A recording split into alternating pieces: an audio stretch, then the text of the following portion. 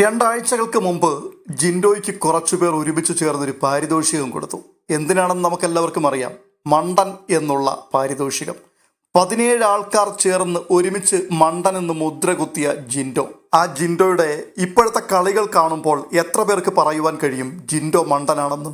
പ്രത്യേകിച്ച് ഇന്ന് നടന്ന ടാസ്കിൽ റസ്മിൻ ബായിയെ അടിച്ച് ഷെഡിൽ കയറ്റുന്നത് കണ്ടപ്പോൾ അയാൾ ഒരു ബ്രില്യൻ്റ് പ്ലെയർ തന്നെയാണ് എന്ന് സമ്മതിക്കേണ്ടി വരികയാണ്. കഴിഞ്ഞ ഒരാഴ്ചക്കാലം മുഴുവൻ നടന്ന കാര്യങ്ങൾ എത്ര കൃത്യമായിട്ടാണ് അയാൾ ഓർത്തെടുക്കുന്നത്, എത്ര വ്യക്തമായി അടുക്കും ചിട്ടയോടും കൂടിയാണ് അത് തനിക്ക് പറ്റുന്ന രീതിയിൽ പറഞ്ഞ് അവതരിപ്പിക്കുന്നത്. ആ വീട്ടിൽ മറ്റുള്ളവരെ പോലെ ഒന്നും സംസാരിക്കാനുള്ള വാക്ചാതുര്യം ജിൻഡോയ്ക്കില്ല. വിക്കിയാണ് പല കാര്യങ്ങളും അവതരിപ്പിക്കുന്നത്. പക്ഷെ പറയുന്നതൊക്കെ വളരെ കൃത്യമായിട്ടാണ്.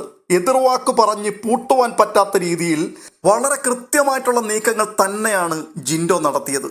ടാസ്കിനിടയിൽ റസ്മിനെതിരായിട്ട് താൻ ഉന്നയിച്ച ചില വാദമുഖങ്ങൾ ശരിക്കും ശ്രദ്ധിച്ചാൽ മനസ്സിലാകും ജിൻഡോ എമ്മാതിരി കളിയാണ് കളിച്ചത് എന്നുള്ളത്. ഒന്നാമത്തെ വിഷയം ചായ പ്രശ്നമാണ്. ജാൻമണിയെ ക്യാപ്റ്റനായി തിരഞ്ഞെടുത്ത സമയത്ത് ജാൻമണി പോയി ഒരു ചായ ഇട്ട് കുടിച്ചു. അതൊരു വലിയ വിവാദമാക്കി മാറ്റി റസ്മിനും അർജുനും കൂടി.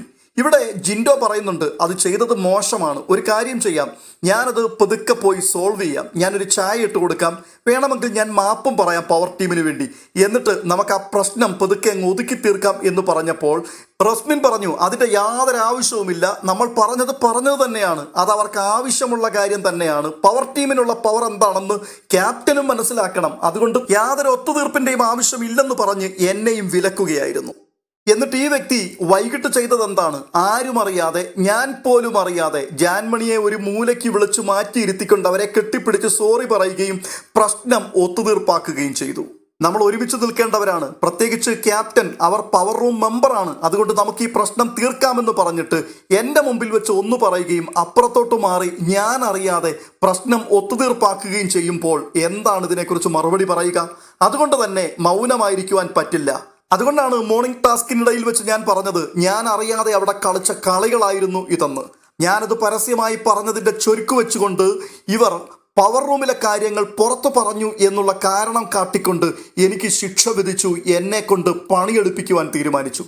ഇവർ തന്ന പണി ഞാൻ വളരെ കൃത്യമായിട്ടും വൃത്തിയായിട്ടും ചെയ്തു തീർത്തു.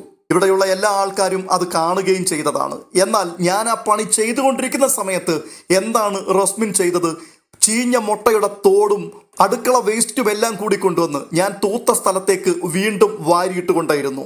ഇതിനെക്കുറിച്ച് എന്താണ് പറയേണ്ടത്? ബിഗ് ബോസിന്റെ പ്രോപ്പർട്ടി അല്ലേ ഈ നശിപ്പിക്കുന്നത്? ഇത് കേട്ടപ്പോഴേക്ക് എല്ലാ ആൾക്കാരും കൂടി വളരെ അതിശയോക്തിയോടുകൂടി ഷോ എന്ന് പറഞ്ഞുകൊണ്ട് ജിൻഡോയെ കളിയാക്കുകയാണ്. അപ്പോൾ ജിൻഡോ പറയുകയാണ്, നിങ്ങൾ ഷോ പറയാൻ വരട്ടെ, ഞാൻ കാര്യങ്ങൾ പറഞ്ഞു തരാം. ഫ്ലോറിലേക്ക് ഈ ചീഞ്ഞ മുട്ടയും അടുക്കള വേസ്റ്റും കൂടിയൊക്കെ എടുത്തിടുന്ന സമയത്ത് ഈ ഫ്ലോറിനല്ലേ അഴുക്ക് പറ്റുക? അങ്ങനെ അഴുക്കാകുന്ന ഈ ഫ്ലോർ ഇത് വൃത്തിയായിട്ട് കിടക്കേണ്ട ഫ്ലോറാണ്. ഇത് അഴുക്കായാൽ അതിനെ വെളുപ്പിച്ചെടുക്കുവാൻ കഴിയുമോ? റോക്കി ബിഗ് ബോസിന്റെ പ്രോപ്പർട്ടി ഇടിച്ചു നശിപ്പിച്ചപ്പോൾ നിങ്ങൾ മൗനമായിരുന്നു. അതേ മൗനം തന്നെയല്ലേ നിങ്ങൾ ഇപ്പോൾ ഇതിനകത്തും കാണിക്കുന്നത്?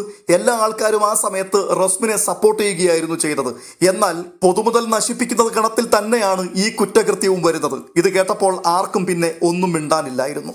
ജിൻഡോ ഈ പരസ്യ വിചാരണകൾ നടത്തുന്ന സമയത്ത് റസ്മിന് മറുപടി ഒന്നും പറയുവാൻ കഴിയില്ല. അതുകൊണ്ട് തന്നെ റസ്മിൻ അവിടെ നിന്നുകൊണ്ട് വളരെ മോശമായ ഗോഷ്ടികൾ കാണിച്ചുകൊണ്ട് ജിൻഡോയെ പരിഹസിക്കുകയാണ്.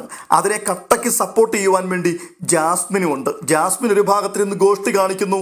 അപ്പോൾ തന്നെ ജിൻഡോയുടെ തൊട്ടരികിൽ നിന്നുകൊണ്ട് റസ്മിനും ഈ ഗോഷ്ടി കാണിച്ച് പരിഹസിക്കുകയാണ്. ഒരു വിധത്തിൽ പറഞ്ഞു കഴിഞ്ഞാൽ മോശമായി കോക്കറി ഊത്തി കാണിക്കുകയാണ്. ഇത് കണ്ടുകൊണ്ട് ജിൻഡോ പറയുകയാണ്, കുരുന്നുകുട്ടിയല്ലേ, വളർന്നു വരുന്നതല്ലേ ഉള്ളൂ, പുതിയ കാര്യങ്ങളൊക്കെ പഠിച്ചോളും.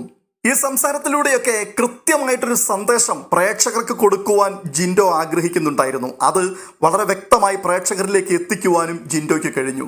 റസ്മിൻ ബായ് എന്ന ഈ കുട്ടിയുടെ ക്യാരക്ടർ എന്താണെന്നുള്ളതിനെ കുറിച്ച് അയാൾ തുറന്ന് കാണിക്കുകയായിരുന്നു. ഇടയ്ക്കിടയ്ക്ക് ചട്ടമ്പി ടീച്ചർ എന്നൊക്കെ വിളിക്കുകയും ചെയ്യുന്നുണ്ടായിരുന്നു. സത്യം പറഞ്ഞു കഴിഞ്ഞാൽ കഴിഞ്ഞ ഒരാഴ്ചക്കാലം ജിൻഡോയ്ക്കെതിരെ കളിച്ചതിനെല്ലാം നല്ല ഒന്നാം തരമായിട്ട് തിരിച്ചടിച്ചുകൊണ്ട് അടിച്ച് റസ്മിൻ ബായിയെ ഷെഡിൽ കയറ്റി എന്ന് തന്നെ പറയണം. ഇത്രയുമൊക്കെ പറഞ്ഞതിന് ശേഷം ഈ ഓടുന്ന പട്ടിക്ക് ഒരു മുഴ മുൻപിലെറിയുക എന്നുള്ളത് പോലെ വളരെ ബ്രില്യൻ്റ് ആയിട്ടുള്ള അടുത്ത ഒരു മൂവും കൂടി ജിൻഡോ നടത്തി. ഇവിടെ നിലനിന്ന് പോകുവാൻ വേണ്ടി ഏത് വളഞ്ഞ വഴിയും എടുക്കുവാൻ യാതൊരു മടിയുമില്ലാത്തയാളാണ് റസ്മിൻ. ഞാനത് തെളിയിക്കാം, ഒരു ഉദാഹരണം പറയാം. ഇപ്പോൾ നടന്നുകൊണ്ടിരിക്കുന്ന ഒരു ഉദാഹരണം തന്നെ ഞാൻ പറയാം. നോറയെയാണ് താൻ പ്രൊട്ടക്റ്റ് ചെയ്യുന്നത് എന്ന് പറഞ്ഞ അതേ റസ്മിൻ നോറയുടെ അടുത്തല്ല ഇപ്പോൾ ഇരിക്കുന്നത്. എന്താണ് കാരണം? കാരണം ഒന്നേ ഉള്ളൂ, ടാസ്ക് ജയിച്ചത് നോറയല്ല, ഗബ്രിയും ജാസ്മിനുമാണ്. അവരെ പ്രീണിപ്പിച്ച് അവരുടെ കൂടെ നടന്നാലേ വീണ്ടും പവർ റൂമിൽ കയറുവാൻ കഴിയുകയുള്ളൂ. നിങ്ങൾ എഴുതി വെച്ചോളൂ, ജാസ്മിനും ഗബ്രിയും കൂടി റസ്മിനെ അടുത്ത പവർ ടീമിൽ കൊണ്ടുവന്നിരിക്കും. അങ്ങനെ പവർ ടീമിൽ കയറുക, വീണ്ടും പവർ ടീമിൽ അധികാരിയെ പോലെ നടക്കുക, ഇത് മാത്രമാണ് റസ്മിൻ ആഗ്രഹിക്കുന്ന കാര്യവും. അത് സംഭവിച്ചിരിക്കും. ജിൻഡോ പറയുന്നത് വളരെ കൃത്യമാണ്. അവരുടെ കാല് നോക്കി ഇങ്ങനെ നടക്കുന്നത് കൊണ്ട് തന്നെ റസ്മിനെ അവർ തീർച്ചയായിട്ടും പരിഗണിക്കും. അങ്ങനെ പവർ റൂമിൽ വീണ്ടും കയറിപ്പറ്റുവാനുള്ള സാധ്യതയെല്ലാം മുൻപിൽ കിടക്കുകയാണ്. എന്നാൽ എല്ലാവരുടെയും കൂടെ മുൻപിൽ നിന്നുകൊണ്ട് റസ്മിനെ പൊളിച്ചടുക്കുന്നതിനൊപ്പം തന്നെ ഗബ്രിയെയും ജാസ്മിനെയും കൂടി മൂക്കുകയറിടുകയായിരുന്നു ഈ ഒരു പ്രസ്താവനയിൽ കൂടി. കാരണം സംഭവിക്കുവാൻ സാധ്യതയുള്ള കാര്യം മുന്നമേ കൂട്ടി ജിൻഡോ പ്രവചിച്ചു കഴിഞ്ഞു. ഇനിയിപ്പോൾ അത് സംഭവിച്ചാൽ അത് പ്രശ്നമാണ്. അപ്പോൾ ജിൻഡോ പറഞ്ഞത് നടന്നു എന്ന് വരും. ഇനി അഥവാ അത് സംഭവിച്ചില്ല എന്നുണ്ടെങ്കിൽ ജിൻഡോ മുന്നമേ കൂട്ടി പറഞ്ഞതുകൊണ്ട് കരുതൽ നടപടി എന്ന വണ്ണം മാറ്റി നിർത്തിയതാണ് എന്നും വരും. ചുരുക്കി പറഞ്ഞാൽ രണ്ട് കാര്യം സംഭവിച്ചാലും അതിന്റെ കാരണക്കാരൻ ജിൻഡോ ആണ് എന്ന് തന്നെ വരും. എങ്ങനെയുണ്ട് ജിൻഡോയുടെ ബുദ്ധി? ഇയാളെയാണ് തിരുമണ്ടൻ എന്നുള്ള അവാർഡ് കൊടുത്ത് 17 പേരും കൂടി ഒരുമിച്ച് മണ്ടൻ എന്ന് ചാപ്പ കുത്തിവിട്ടത്. ഇത് കാണുമ്പോൾ നിങ്ങൾക്ക് എന്തു തോന്നുന്നു? അയാൾ മണ്ടനാണോ അതോ ആ വീട്ടിലെ ഏറ്റവും ബുദ്ധിമാനായ പ്ലെയർ ആണോ? അവസാനമായി റസ്മിന്റെ ഉച്ചയ്ക്കടിക്കുന്നത് പോലെ ഇങ്ങനൊരു പ്രസ്താവന കൂടി നടത്തി. ഈ കുരുന്നു പ്രായത്തിൽ തന്നെ ചട്ടമ്പിത്തരങ്ങൾ, പോക്രിത്തരങ്ങൾ എന്തൊക്കെ ചെയ്യാൻ പറ്റുന്നുണ്ടോ അതെല്ലാം ഈ കുരുന്നു കുഞ്ഞ് ഇവിടെ ചെയ്യുന്നുണ്ട്. കളിക്കട്ടെ, കളിച്ചു വളരട്ടെ. ഒരു കോളേജ് മുഴുവനും തന്നെ സപ്പോർട്ട് ചെയ്യുവാനുണ്ട് എന്ന് വന്ന് കയറിയപ്പോൾ തന്നെ പറഞ്ഞതാണ്. കോളേജിലുള്ള മുഴുവൻ ആൾക്കാരും റസ്മിനെ സപ്പോർട്ട് ചെയ്യണം, സപ്പോർട്ട് ചെയ്ത് നിങ്ങൾ ഇവിടെ നിർത്തണം. എൻ്റെ പൊന്നു മല്ലയ്യ, നിങ്ങൾ എന്താണ് ഈ പറഞ്ഞു വെക്കുന്നത്? കഴിഞ്ഞ ഒരാഴ്ചക്കാലം റസ്മിൻ ബായി എന്ന് പറയുന്ന ഒരു വ്യക്തി അവിടെ കാട്ടിക്കൂട്ടിയ എല്ലാ കാര്യങ്ങളും പച്ചയ്ക്ക് വിളിച്ചു പറഞ്ഞതിന് ശേഷം ഒരു കോളേജിലുള്ള മുഴുവൻ ആൾക്കാരോടും പറയുകയാണ്, ഇത്തരത്തിലുള്ള പോക്രിത്തരങ്ങളെ നിങ്ങൾ സപ്പോർട്ട് ചെയ്യണം, ചെയ്ത് ഈ കുരുന്നിനെ ഇവിടെ നിങ്ങൾ നിർത്തണം. ജിൻഡോ ഈ പറഞ്ഞ കാര്യങ്ങളൊക്കെ അസത്യമാണ്, വാസ്തവമില്ലാത്ത കാര്യങ്ങളാണെന്ന് ഈ ഗെയിം കഴിഞ്ഞതിന് ശേഷം പോലും പറയുവാൻ റസ്മിൻ മുൻപോട്ട് പോയിരുന്നില്ല. ചുരുക്കി പറഞ്ഞു കഴിഞ്ഞാൽ പ്രൂവ് ചെയ്യപ്പെടുകയാണ്. ഒന്നിനു പുറകെ ഒന്നായി അടിച്ചടിച്ച് വീഴ്ത്തിക്കൊണ്ടേയിരിക്കുകയാണ്. അങ്ങനെ അടിച്ചിട്ടിട്ടാണ് പറയുന്നത്, ഇത്തരം പോക്രിത്തരം കാണിക്കുന്ന ഒരു വ്യക്തിയെ നിങ്ങൾ ഒരു കോളേജുകാർ മുഴുവനും സപ്പോർട്ട് ചെയ്ത് ഇവിടെ നിർത്തണമെന്ന്. ഇനിയിപ്പോൾ ഇവർ വോട്ട് ചെയ്യുവാൻ തുടങ്ങുന്ന ആൾക്കാർ ഒന്നറക്കില്ലേ? ഇത് ജിൻഡോയുടെ ബുദ്ധിയാണ്. ഈ വിഷയത്തെക്കുറിച്ച് പ്രേക്ഷകരായ നിങ്ങളുടെ അഭിപ്രായം എന്താണ്? തീർച്ചയായിട്ടും അത് അറിയണമെന്ന് ആഗ്രഹമുണ്ട്. കമൻറ്റ് ബോക്സിൽ നിങ്ങൾ കമൻറ്റ് ചെയ്യണം. മറ്റൊരു അപ്ഡേഷനുമായി വീണ്ടും കാണാം.